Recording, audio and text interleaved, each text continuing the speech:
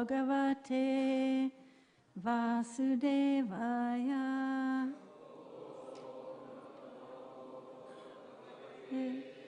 Vasudevaya. Om Namo Bhagavate Vasudevaya. Om Namo Bhagavate Vasudevaya. Om Namo Bhagavate Vasudevaya. Om Namo Bhagavate Vasudevaya. Narayanam Namaskritya Naram Chaiva Narottamam Devim Saraswatim Vyasam Tato Jayam Udiraye Nasta Prayeshu Abhadreshu Nityam Bhagavata Sevaya Bhagavati Uttama Shloke Bhaktir Bhavati Naistiki. Reading from Srimad Bhagavatam, 11th Canto, Chapter 6, text number 44.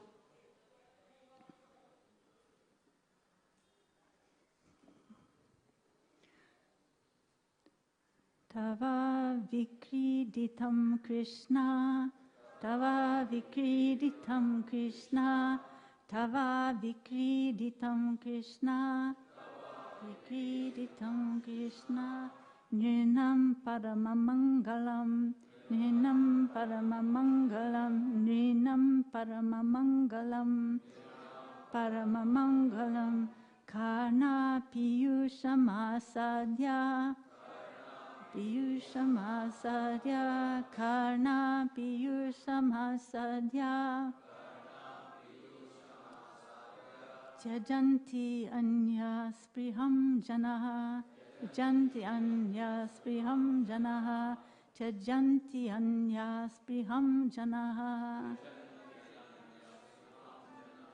Tava vikriditam Krishna,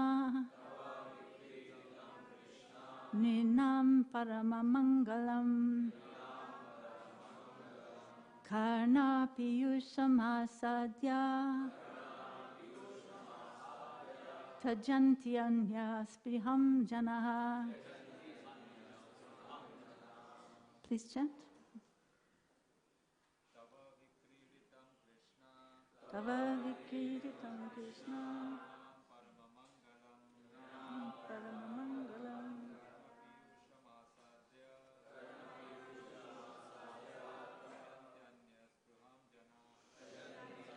Spriham janaha.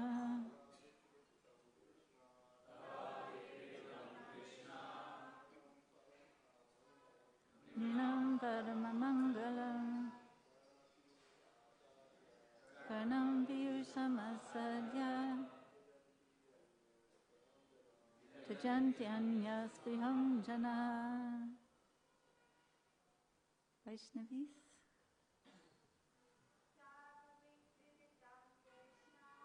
Tava vikriditam Krishna, Ninam paramamangalam, Karna piyushamasadya, Tajanti anya spriham janaha. Anyone else? Tava, your vikriditam, pastimes, Krishna, O Krishna, Nrinam, for men, Paramamangalam, supremely auspicious, Karna, for the care, Piyusam, nectar, Asadya, having tasted, Tyajanti, they reject, Anya, for other things, Spriham, their desires, Janaha, 4 persons. Translation. O my dear Krishna, your pastimes are supremely auspicious for mankind and are an intoxicating beverage for the ears.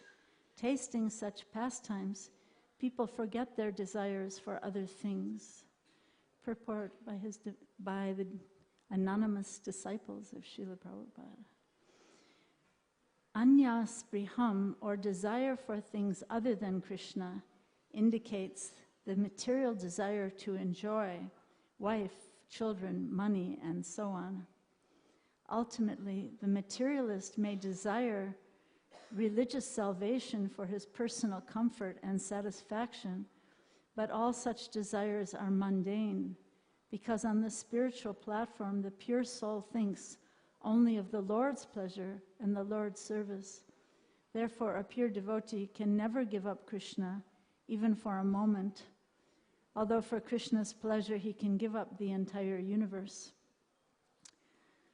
Om Ajnana Timirandasya Jnananjana Salakaya Chaksun Militam Yena Tasmai Shri Gurave Namaha Shri Chaitanya Manobhistam Stapitam Yena Bhutale Swayam Rupa Kadamayam Dadati Sapadantikam Nama Om Vishnu Padaya Krishna Prestaya Bhutale Srimate Bhaktivedanta Swamin Iti Namane Namaste Saraswate Deve Gauravani Pracharine Nirvishesha Sunyavadi Paschatya Deshatarine Mukam Karoti Vachalam Pangolam Gayate Girim Yat Kripastamahang Bande Shri Gurun Dinataranam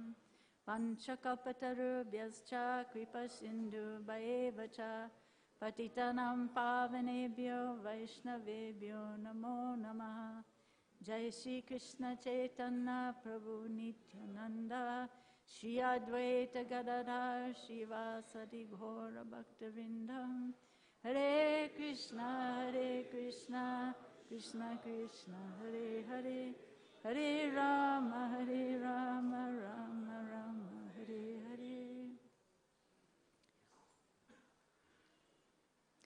Thank you very much for allowing me to speak here at the most wonderful, auspicious, and famous Shishi Radha Gopinath Mandir. This is such a wonderful, transcendental place and home for people, devotees all over the world, and even people who are not devotees yet. So thank you so very much for allowing me to try to say a few words in the service of Srila Prabhupada. So in the last sentence of this purport, it says that a pure devotee can never give up Krishna even for a moment, although for Krishna's pleasure he can give up the entire world, entire universe.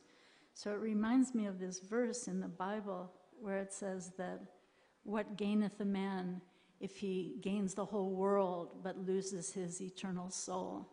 So it's really along the lines of that understanding. What's the use if I have everything in the world, but I give up my real self-interest in order to attain it? So in this case, Sri Uddhava is speaking, and he is anticipating the pain of separation from Lord Krishna. Lord Krishna is about to depart to his own abode.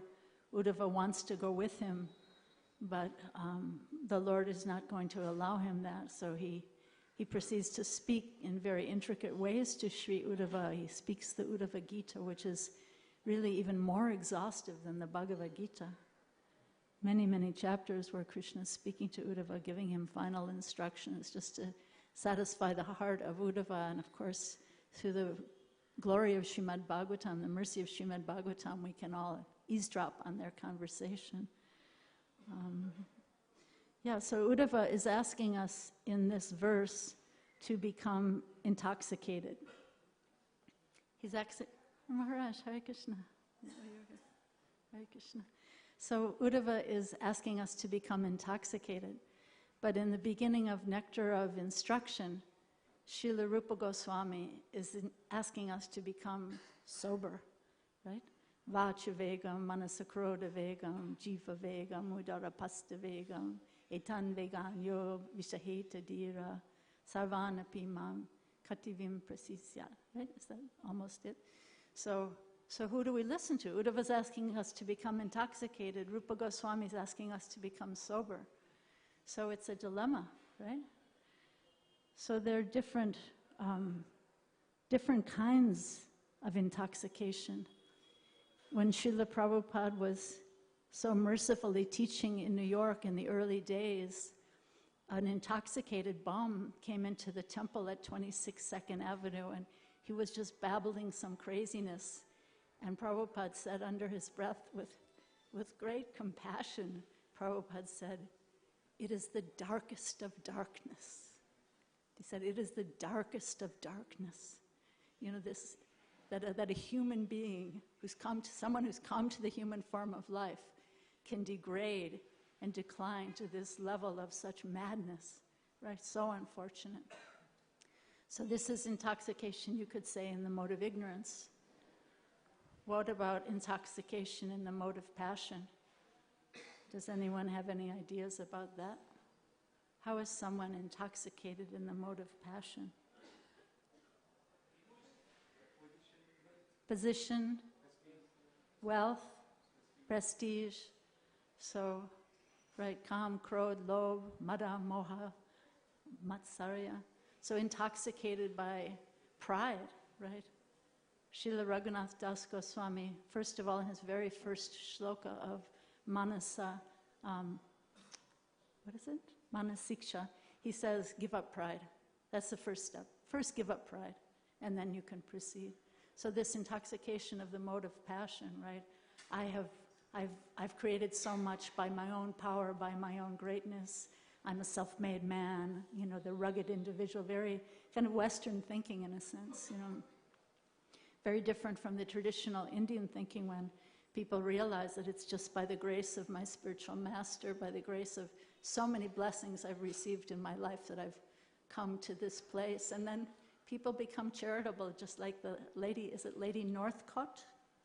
Lady Northcott orphanage. So someone was feeling, I've been so blessed in my life, let me give back, right? Let me give to people who are less fortunate than myself. This is the humility of knowledge. Right?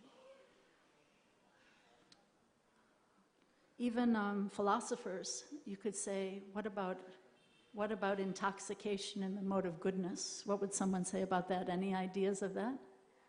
Intoxication in the mode of goodness. Yes, Prabhu?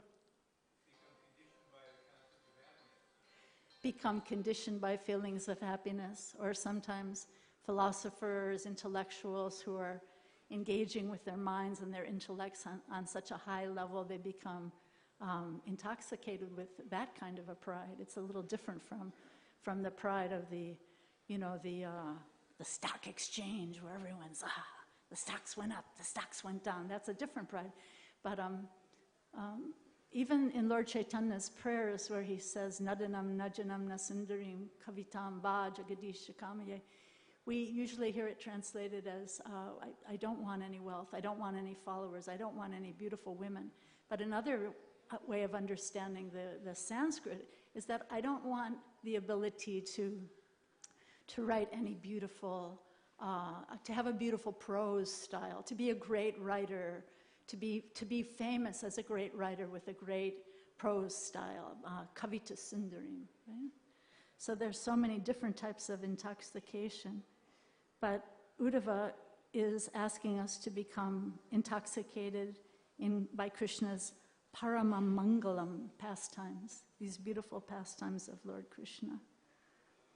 So sometimes it's said that we have 2 ears and they're always open, and we have 1 mouth and it's by nature closed.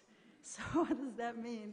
We should, in fact, we're always hearing, even if we're not trying to be hearing. You know, at night the dogs are barking, you know, all day long you can hear the birds, you can hear the traffic, we're always hearing. But we have to acquire this taste or this thirst that we see in the great devotees like Sri Uddhava, to hear this Paramamangalam, to acquire this taste for the supreme pastimes of Lord Krishna, which can actually transform our hearts and take us back to the spiritual world. So right now we have a lower taste, and we don't know the nature of that higher taste. We don't realize when we hear Krishna's holy name, or when we hear the pastimes of Krishna, that this is not material sound. It's actually sound of an entirely different nature that's coming from the spiritual strata. But because of our ignorance, because we're sleeping for so many thousands and millions of lives on the lap of the witch called Maya, we think, oh, this is just another sound, Then there's the newspapers, there's the media, there's this, there's that, and then there's Krishna's pastimes. We think of it as all the same, but it's not. It comes from a very different strata of existence. In the Bhagavad Gita, in the 13th chapter, there's a beautiful verse. Let's see if I can find it. Did I mark it? It's Srila Prabhupada explains that those who are not conversant with, let me see if I marked it. Yes, it's an important verse in the 13th chapter of Bhagavad Gita, text number 26. Anye tvevam ajannanta shrutivan ebhya upasite tepi chati tava mrityum shruti parayanaha. So he's saying, Krishna is saying in this verse to Arjuna that there are those who are not conversant, like us, in spiritual knowledge, and they can also begin to worship the Supreme Person by hearing about him from others.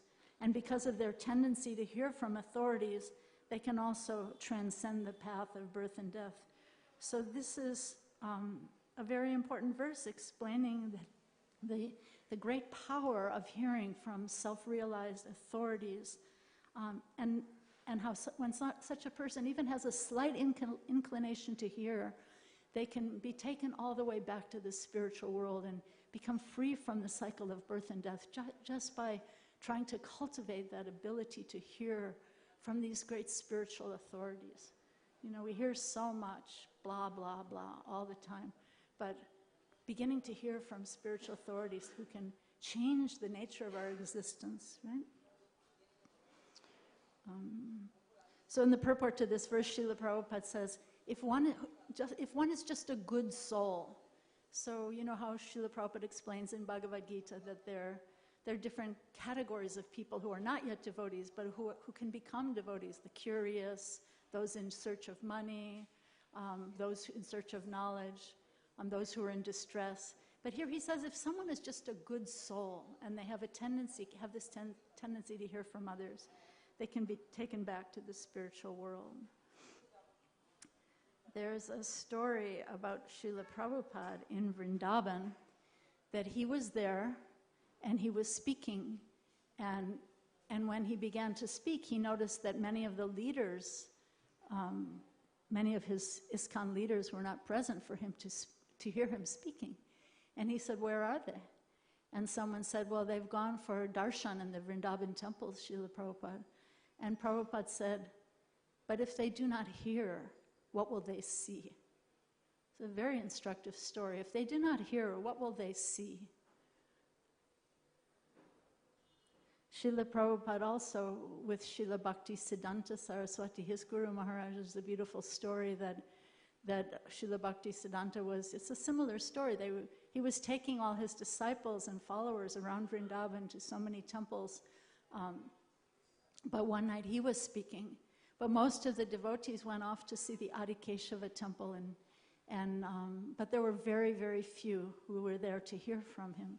And our Srila Prabhupada was one of those few. And Srila Bhakti Siddhanta Saraswati later said, I have marked this boy. He hears nicely. So it's a very, very important thing not to be taken cheaply, right? So in the 4th canto of Srimad Bhagavatam, there's the most amazing verse and purport. I wanted to share it with you. It's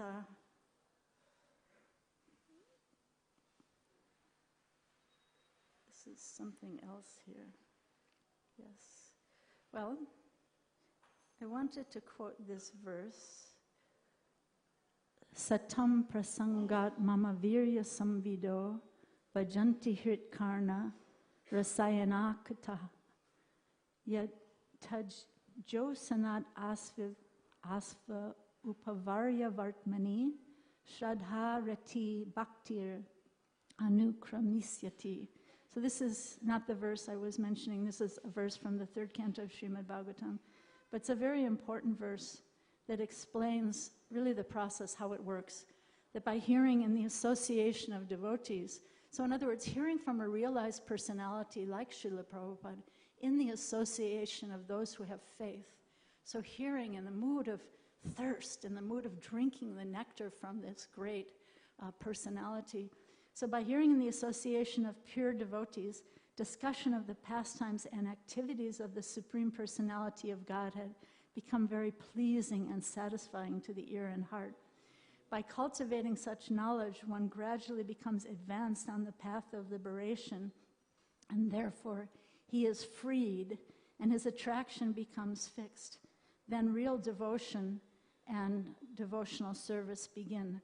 So this process of how faith develops and how attachment for hearing develops, just by hearing this rati, this shraddha and the rati, the faith and the attachment for hearing becomes so much increased, right?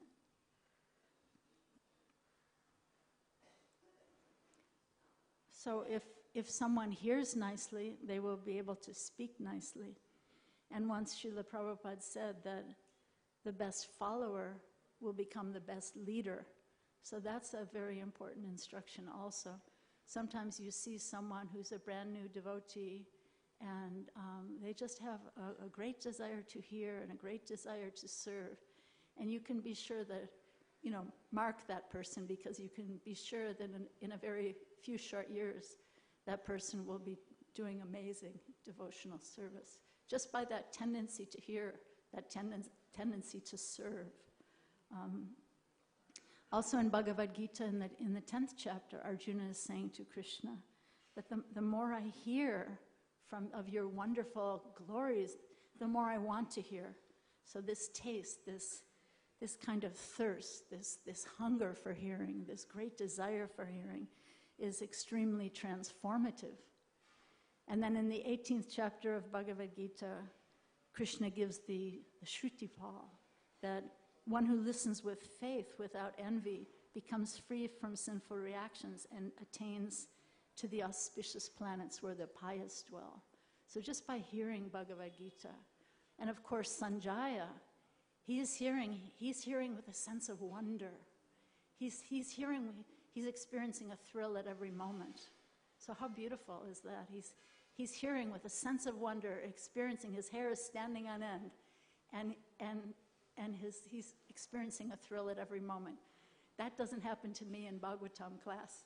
So we can try to come to the point of hearing the way Sanjaya has heard and these great devotees have heard. So the one I wanted to read to you from the Srimad Bhagavatam is from the 4th canto. There's so much in this beautiful purport. This is from the prayers of Maharaj Prithu from the 4th canto. But you probably know the verse. It talks about how I'll read it. My dear Lord, you are glorified by the selected verses uttered by great personalities. Such glorification of your lotus feet is just like saffron particles. When the transcendental vibration from the mouths of great devotees carries the aroma of the saffron dust of your lotus feet, the forgetful living entity gradually remembers his eternal relationship with you. Devotees thus gradually come to the right conclusion about the value of life. My dear Lord, I therefore do not need any other benediction but the opportunity to hear from the mouth of your pure devotee. So it's such a beautiful verse that a devotee, that when a pure devotee speaks, his voice carries these saffron dust particles from the lotus feet of the Lord. How amazing is that? And there's just so much in this purport. But Srila Prabhupada says that the, let me see where it is that I wanted to read. He says, I'll just read one paragraph. He says, a pure devotee always engages in the service of the Lord, taking shelter of his lotus feet, and therefore he has a direct connection with the saffron, mercy, particles that are strewn over the lotus feet of the Lord. Although when a devotee speaks, the articulation of his voice may resemble the sound of this material sky, the voice is spiritually very powerful because it touches the particles of saffron dust on the lotus feet of the Lord.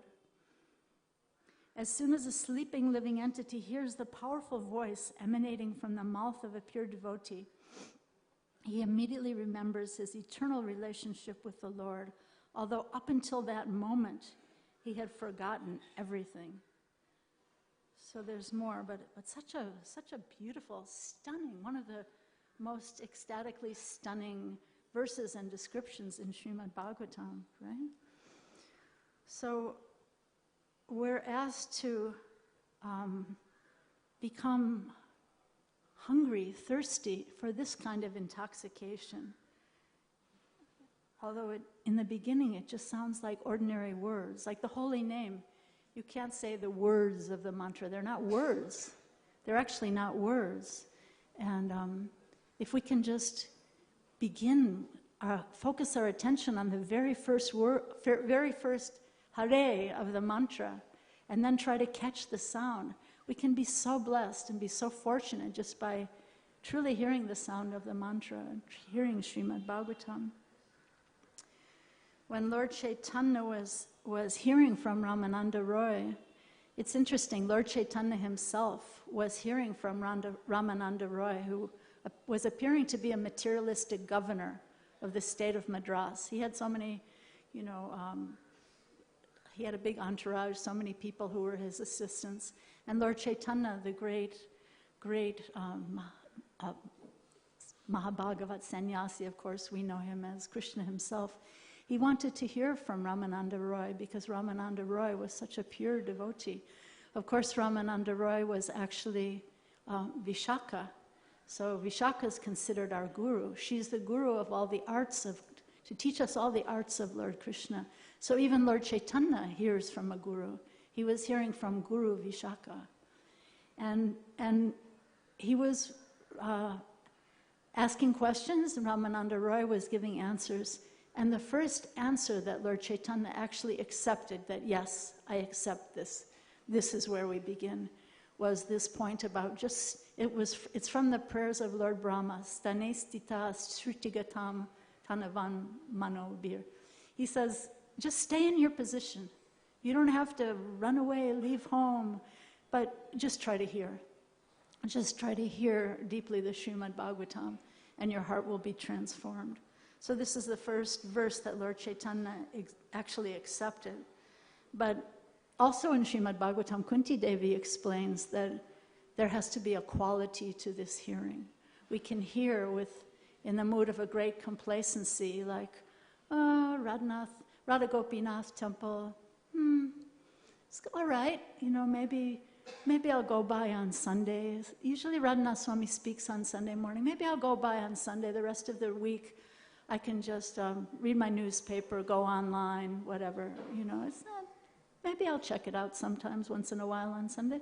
So if we hear with complacency like that, the process will still work, but it just may take 300 years.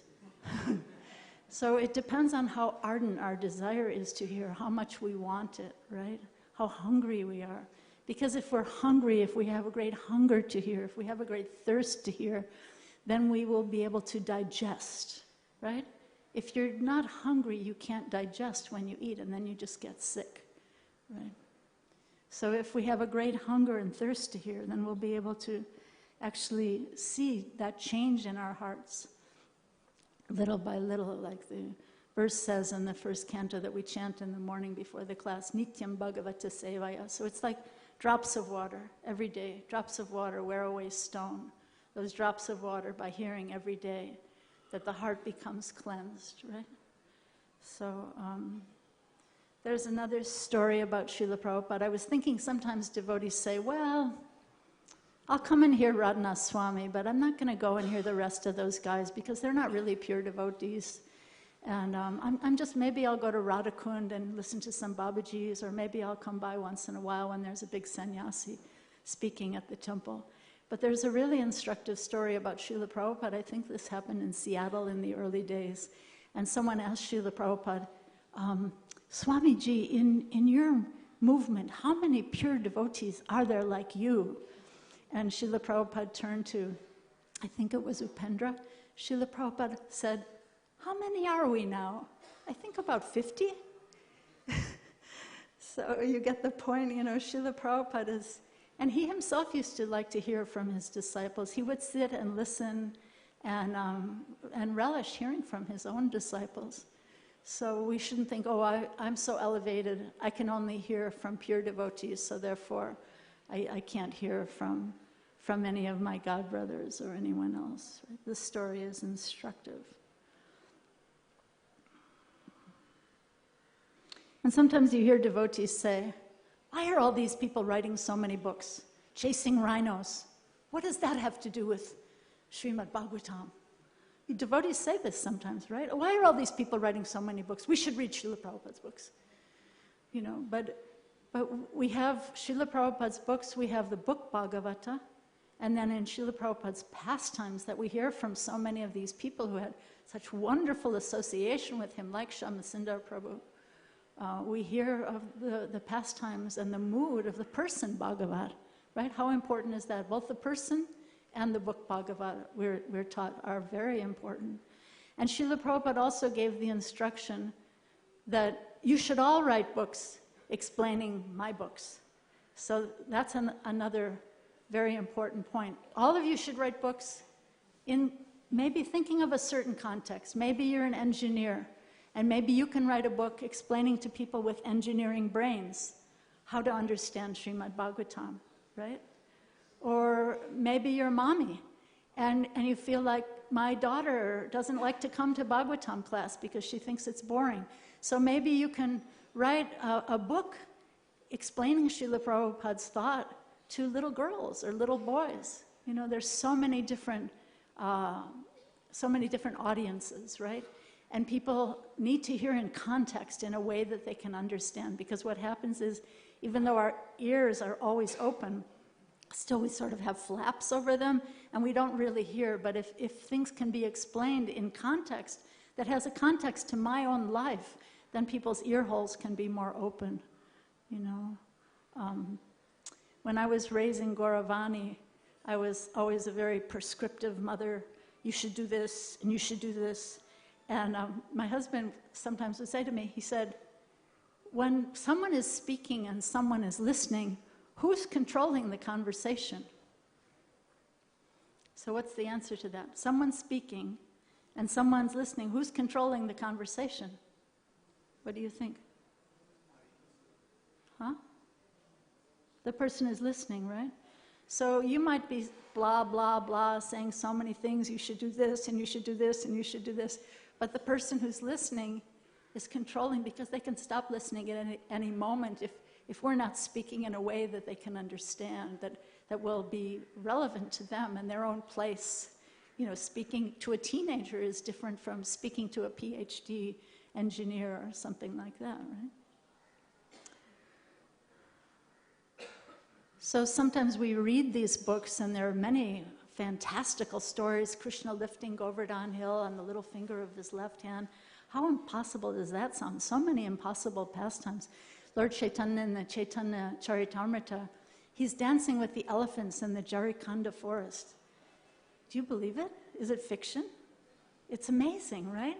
We might think, well, I kind of believe it, but maybe it's impossible. Maybe Krishnadas Kaviraj Maharaj is just kind of, maybe dressing it up a bit, maybe it's not really true. But we were just in Pune, and we met some very nice devotees there, a brother and sister, and guess where they're from? Jarikhand. And they were telling us that there's a very big area of stone in Jarikhand where you can see the footprints, human footprints are melted into the stone. And along with those human footprints, there are elephant footprints, tiger footprints, and deer footprints all together. So maybe it's not fiction after all. Maybe it's really true. Maybe it's not mythology at all. So I wanted to conclude with one story that I feel is very important. Srila Prabhupada, this is again a story from Vrindavan, and Srila Prabhupada was giving Nectar of Devotion lectures in the courtyard of the Radha Damodar temple. Maharaj, were you there at that time? The Nectar of Devotion classes? So Srila Prabhupada was speaking, and he was speaking very strongly, and he was speaking about Vrindavan, and perhaps speaking about his own disciples as well. And he was saying, there are so many exalted persons, but they have not gotten a taste for Vasudeva Katha Ruchi. They have not gotten this taste. So because they have not gotten the taste, they could not create a sense of taste in the people in general. And he said, it's not the fault of the people, it's the fault of the preachers. And he said that just like Lord Chaitanya, wherever he went, he created an immense taste in everyone to hear, to chant, to dance, and to take up the pure process of bhakti. So if we try to preach, we hear so much preach, preach, preach. In one lecture I heard, Srila Prabhupada say, we hear so much preach, preach, preach, but they do not know. They must be empowered to preach. Very powerful instruction. So in this lecture in Vrindavan, Srila Prabhupada is saying that if you do not get the taste for Vasudeva Katha, if you don't get that ruchi, Vasudeva Katha ruchi, then your so-called preaching will only be imitation, and it will have no effect. Super important instruction, I feel, from Srila Prabhupada. So these are some thoughts on becoming intoxicated, getting a taste for Krishna's Paramamangalam pastimes and for the holy name. And are there any questions or comments? Yes, Prabhu?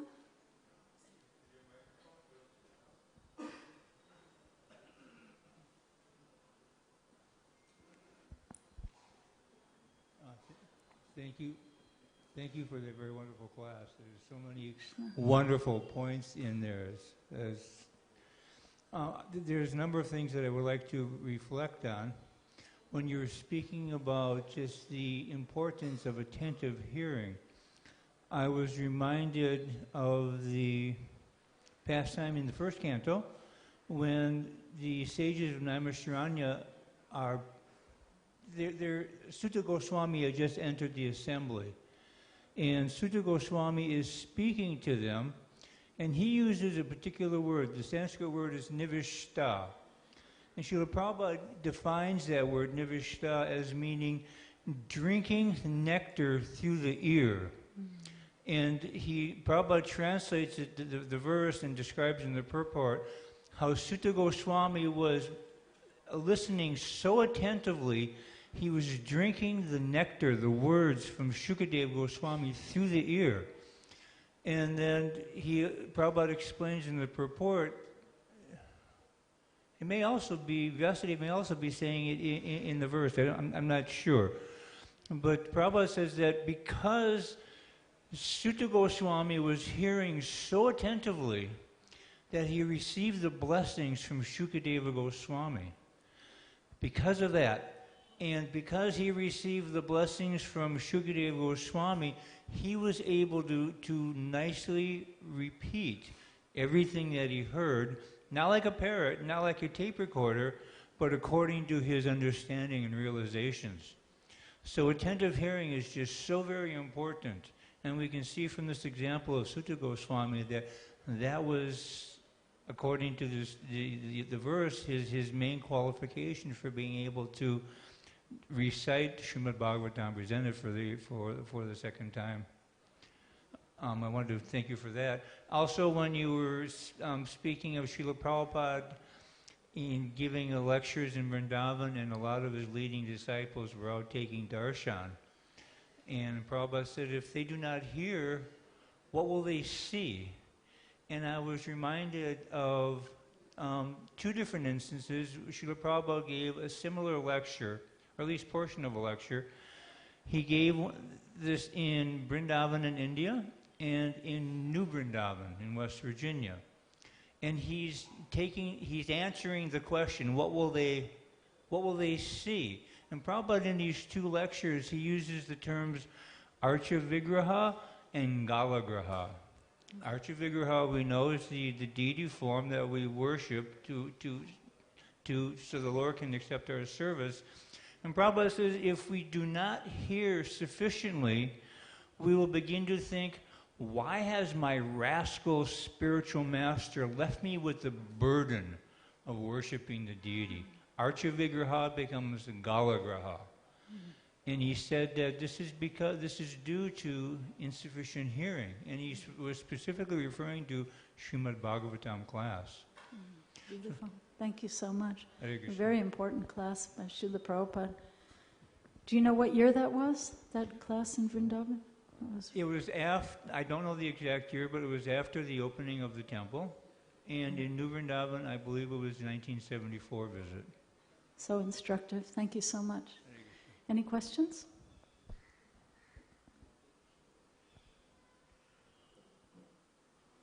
Yes? Hare Krishna.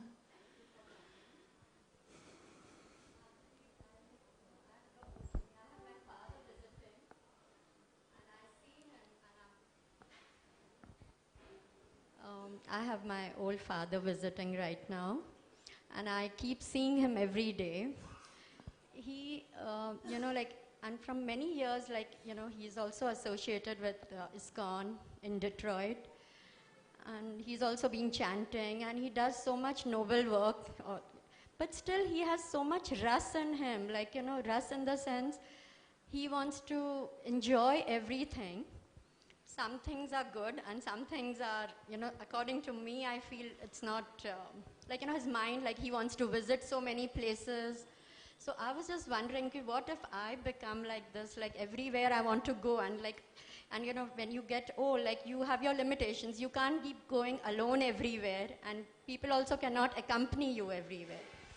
So how do we become that dry cotton? And if we are wet cotton, even at that old age, we will be still lingering, so how do, even with chanting? It depends on our desire, right? The whole material world, according to the 15th chapter of Bhagavad Gita, is based on this illusion of desire. The spiritual world is the real tree, and the material world is the reflected tree. And what is it reflected on? Our desire. So it depends on how burning our desire is. And among the American devotees, we have a joke, though. When we come to India, we say to the devotees, is your mother a devotee? Is your father a devotee? And usually the devotees in India will say, well, my mother, she chants 16 rounds, but she's not really a devotee. My father, he's chanting about 8 rounds, but he's really not a devotee. And we always have a good laugh over that because, in fact, these are devotees. Prabhupada used the example of the ripe mango and the unripe mango, right? So we have to understand that even an unripe mango will one day be a mango, a ripe, juicy mango, sweet mango. So we have to have patience. Of course, it's always a balance between patience and enthusiasm. We can be so patient that we can't even make it up in the morning, and we can become so enthusiastic that we're causing so much pain to other people through fanatical thinking. So that balance is important, but have patience with your parents. And I think the great example of Srila Radhanath Swami is that he's always very strict with himself, but very patient with other people. Whereas we have other leaders in the past, we've had so many headaches, so many problems in ISKCON, leaders who are, you should do this, get out, all this kind of thinking. And they were more strict with other people than they were with themselves. So we can see which example we want to follow and what will be the Palena Parichite. You can see the results of this great preaching. Govardhan Eco-Village, Radha Gopinath Mandir, Pune, all these most amazing temples, off the charts, amazing, amazing temples with beautiful preaching programs and beautiful devotee relationships, right? By valuing the people over the projects thrive. So this comes from being strict with ourselves and being very patient and encouraging to others. Is that helpful? Thank you. Yes.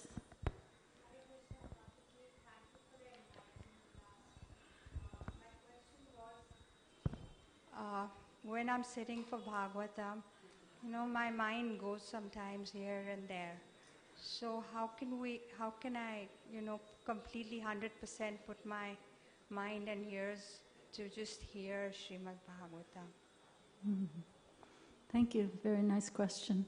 So the mind is like a child or like a little cow wandering around, right? Govinda, he's the lord of the cows and he's the lord of the things that wander. So our minds tend to wander. It's the nature of a little child to wander. It's the nature of a little cow to wander away. And so just like a mother, she keeps shepherding the child back. Come on, no, don't run in the street. No, we don't say things like that about devotees. No, sit down and try to think of Krishna. So be gentle with your subtle body. You don't have to whip your subtle body into oblivion. But just be encouraging like you'd encourage a child, No matter how many times the mind wanders away, keep bringing it back. Like the mother doesn't say to the child, okay, I told you once. I told you twice. And now I'm just going to give you 50 rupees and you go out on the street and you can figure it out yourself. Does a mother ever say that? No. No matter how many millions of times, with patience, she keeps, So, just one very beautiful instruction I received when I just attended the Govardhan retreat, the Holy Name retreat, for the first time in my life. And it was really wonderful. I highly recommend it. Sachinandan Swami, Burjan Prabhu, wonderful teachers. And one instruction that Burjan Prabhu was repeatedly giving, and it's just really, after so many months, starting to occur to me how important it is and how it really works. He was saying repeatedly, if you can just catch the mantra with the first Hare, then if you can be fully present to the one whole Hare Krishna mantra, you are so fortunate. And if you're not, then you can try again, okay? Start by trying to catch the first Hare, and then see if you can be present for the whole entire mantra. It's really a powerful instruction. So I would just pass that on to you. I'm finding that very helpful. Thank you, Mataji. Any other questions?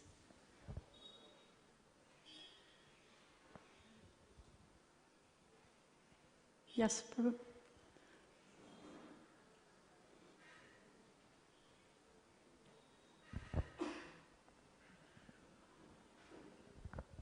Hare Krishna, Mataji. Thank you for your lecture. Mataji, I just want to ask, many times we have a selective hearing, like you were mentioning that when speaker is like good or he is a known speaker, he give good lectures. So we generally like to hear from him only, or we don't. So many times we discriminate between the speakers, who is speaking, who is not. So I just want to know how to overcome this tendency. What do you think is the source of that tendency? Can anyone say? Can you say, or can anyone say? Where does that come from? That selective hearing, when I only want to hear maybe Kirtan by Gauravani and Vishwambar, or I only want to come to class on Sunday morning when I know Radhanath Swami is speaking. Where does that come from? Can anyone say? Any thoughts? Do you have a thought? What? Immature understanding. What else? What? Wicked mind. Well, where does a wicked mind come from? What's the beginning of a wicked mind? Anyone else have a thought? What? Envy. What else? Good. What else? I'm better than others. I can speak just as good as he can. Why do I have to sit in the Bhagavatam class and listen to him? I was initiated 2 years before him. Why do I have to sit and listen to him? He's such a neophyte and he's so puffed up. And he eats too much prasadam. Why should I have to listen to him? You know, it's like pride. It's envy sitting in the heart. And the fact is, even like, for example, today, if the most unqualified barbarian person gives a class, you can still find maybe one word that can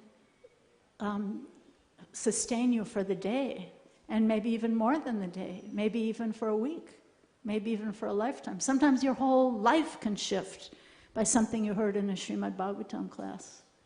So, but if we have to be hearing in this consciousness of Akinchana Gochara, the Kunti Devi, because talking about pride, what does Kunti Devi say in her prayers? Janmaishvarya Shuta Shribir, Edamanama Dakpuman, Naivarhatya Bidatam Vai, Tomakinchana Gocharam.